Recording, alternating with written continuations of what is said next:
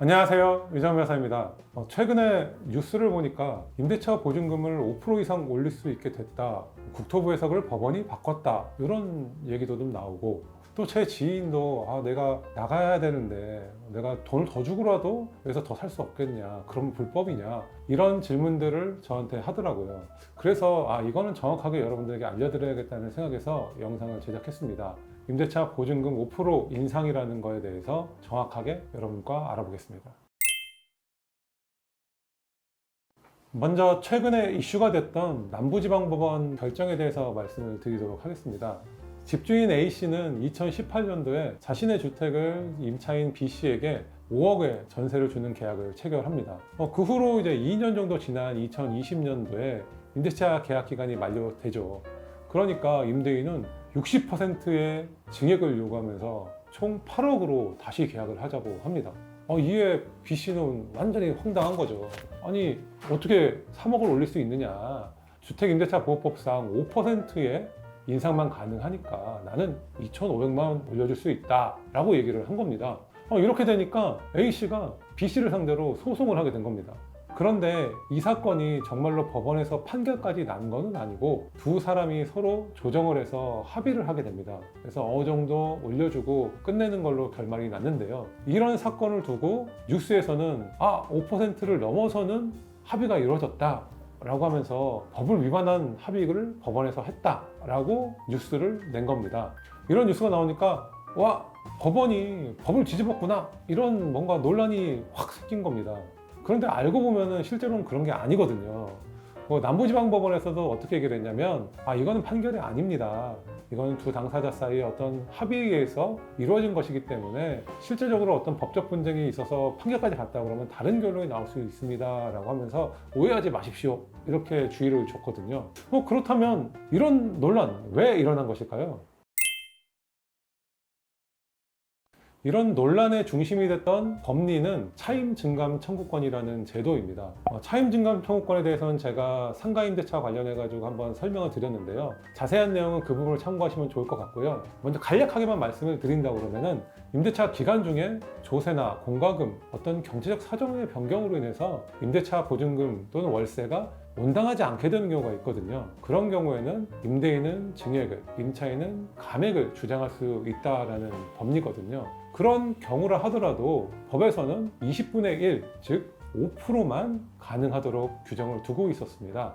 제가 지금 이렇게 5% 범위 내에서만 인상이 가능합니다 라고 얘기를 하니까 그래, 그걸 5%만 인상되는 거 맞네, 뭐가 다르다는 거야, 이렇게 지금 여러분들이 궁금해 하실 수 있죠. 정리를 해서 말씀드리자면은 임대차 계약 기간 중에 어떤 경제적 사정 변경이 있는 경우에는 5% 범위 내에서만 오르고 내리고 이렇게 좀 조절을 할 수 있다는 내용인데, 실제 제가 말씀드렸던 사례에서는 임대차 계약 기간 중이 아니었거든요.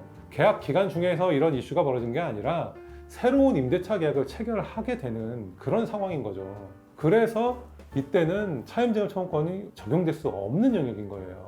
그래서 여러분들이 차임은 5%만 올릴 수 있는 거 아니야? 이렇게 생각하시는 거는 어떤 잘못된 국면에서 법을 적용하고 있다는 것이죠. 남부지방법원에서도 이 점을 지적했는데요. 만약에 임차인이 계약 갱신 요구를 했다면 이런 조정이 이루어지지 않았을 수도 있다라고 얘기를 했습니다.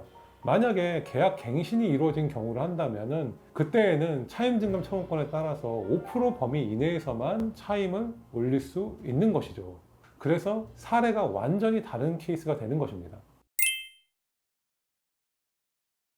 그렇다고 한다면 앞서서 저한테 질문했던 제 지인의 질문 기억하시나요? 임차인 입장에서 보증금을 올려주면 어떠냐, 그것은 불법이 아니냐라는 것, 여기에 대한 답도 여러분들이 연관해서 생각하시면 이미 나와 있을 것 같은데요.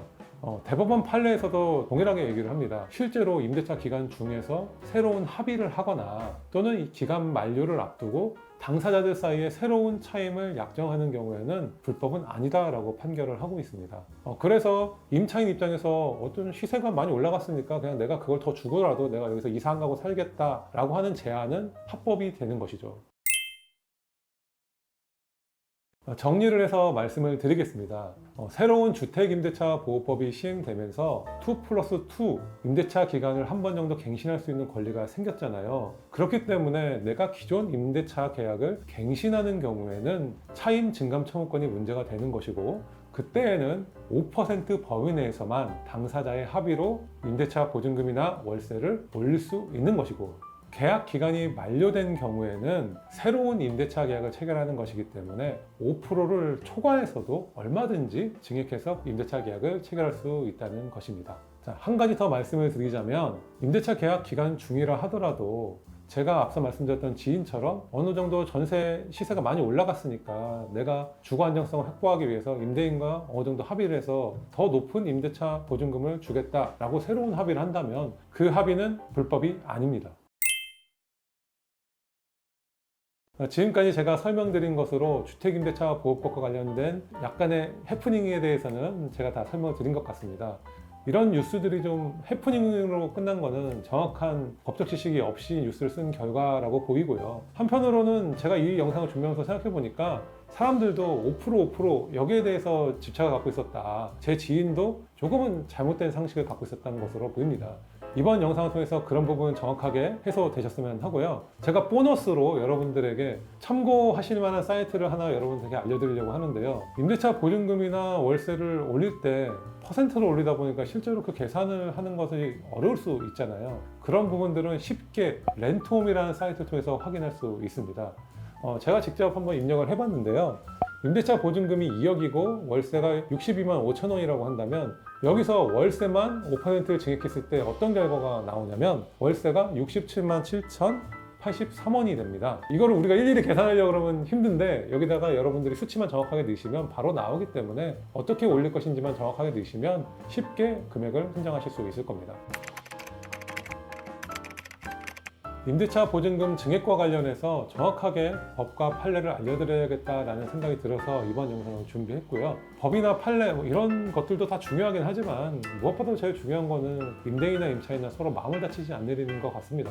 서로 조금 양보하고 서로 좀 입장을 이해해주면서 잘 조율하셨으면 좋겠습니다. 오늘 준비한 내용은 여기까지고요. 다음에도 유익한 내용으로 여러분을 찾아뵙도록 하겠습니다.